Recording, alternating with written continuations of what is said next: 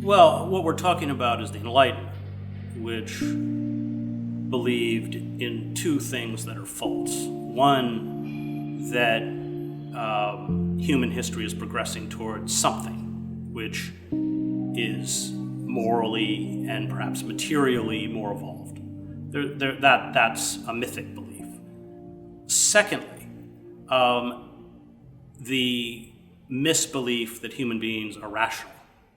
I was a war correspondent for 20 years. I have seen whole societies, including the Bosnian Serbs, essentially become suicidal, or it's a kind of collective impulse to self-destruction, which Freud wrote about. And Freud wrote about, the two most powerful forces, both within the individual and the collective, being eros, that instinct to preserve, conserve, nurture, and protect, and thanatos, or the death instinct, that instinct to annihilate all living things, including ourselves. And I think Freud was right.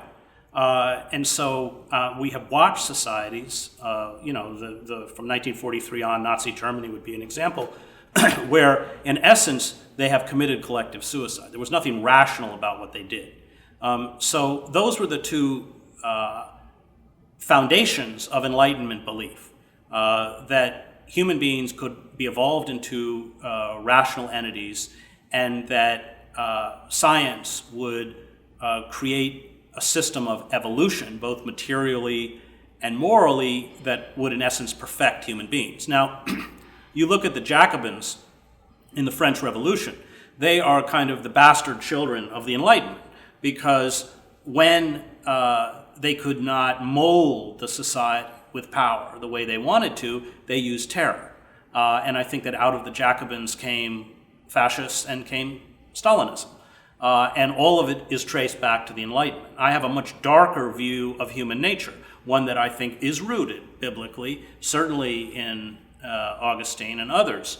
And, we can go right back to Paul as well, that, human beings are corrupt. Human beings, especially in groups, carry out activities that are not in their interests, that are not rational. And I think that this was the great failure of the Enlightenment. I think that most societies, certainly Asian societies, ancient Greek society, did not view time as linear. They viewed, I think in the Bible they do, but I think that in most societies they don't. They view time as cyclical, that there is a point of birth, maturation, growth, and gradual decay and death, both for individuals and societies. And I think human history bears out that cyclical quality rather than that linear quality. And here I would break with both the Hebrew Bible and the Christian Bible.